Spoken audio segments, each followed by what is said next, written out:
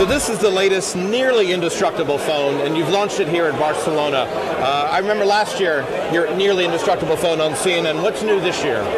Well, so this year we are introducing the Spirit. It's our first 3G phone, which is kind of next generation technology. It's on a Qualcomm chipset, a really improved user interface. But while the phone is not unbreakable, I don't want to say that, it is very, very tough. And so we've made some improvements in the design to make it even tougher. So it costs between, what, $450 for a phone. Who uses a nearly indestructible phone? What's your market? This is focused on the 8 to 13% of the world's population that works outdoors. People who, if a phone breaks, it's not a hassle, it's actually a problem. They'll lose a day's worth of work, or in some cases could be in harm's way. So we focus on those folks who the industry was actually built around back in the 70s, those folks who spend their time outdoors. Well, most phones made today, you could argue, aren't nearly indestructible. In fact, they break all the time. Well, they absolutely do. 15% of the phones that are sold every year, which is about 150 million phones, are sold because people break their phones.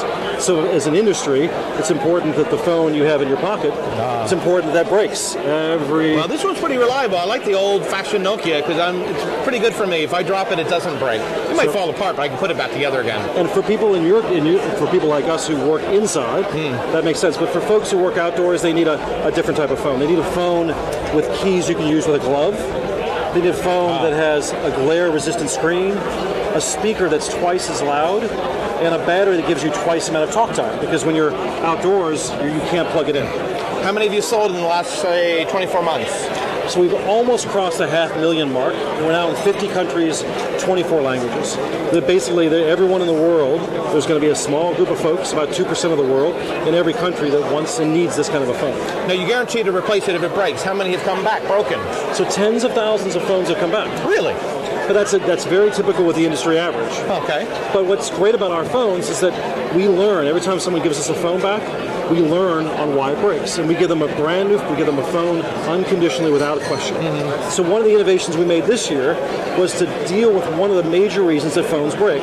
So phones break because they fall apart, and so we have 12 screws, 6 that you can see, 6 you can't. Okay. They break because they get water inside. This is put together like an O-ring, so it's completely waterproof.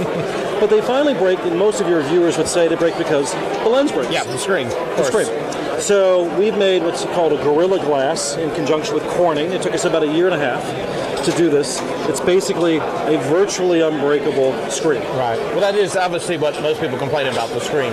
That's right. So this is even more indestructible. Can I give it a try? You can absolutely give it a try. I know you have your setup here. Now, it's not about using the nail to break the phone. It's about actually using the phone to drive the nail. Right on the screen. That's okay with you. Go ahead. All right. Here we go. Here we go. You can go a little harder. Go ahead. You sure? Yeah. You've knocked your side out. All right, you ready for a reveal? Press the button. It's good. No scratch? Not a scratch. Though I like my Nokia phone, I don't think I'm going to try that with my Nokia. So I wouldn't recommend it. So who else uses these? I mean, it's not just emergency services.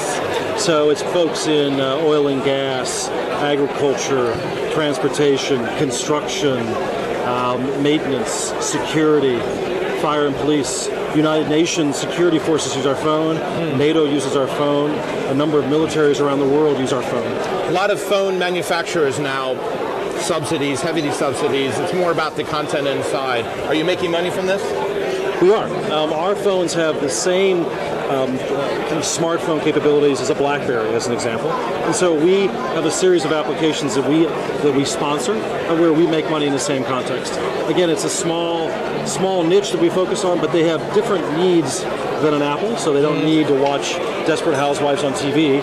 They need, for example, good location-based services. Right. And we make sure that the phone works better on those types of applications than any other phone.